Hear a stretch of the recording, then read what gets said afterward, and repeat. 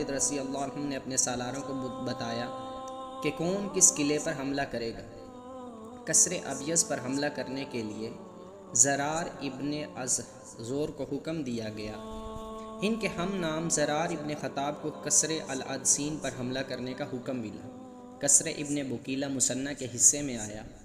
خالد رضی اللہ عنہ نے حکم دیا کہ ان قلعوں کو فوراً محاصرے میں لے لیا جائے۔ خالد رضی اللہ عنہ نے سب سے پہلے چاروں قلعہ داروں کو پیغام بھیجے کہ وہ اسلام قبول کریں یا جزیہ دیں۔ اگر دونوں صورتیں انہیں منظور نہیں تو مسلمانوں کی تلواروں سے کٹنے کے لیے تیار ہو جائیں۔ چارے قلعوں سے کورا جواب آیا۔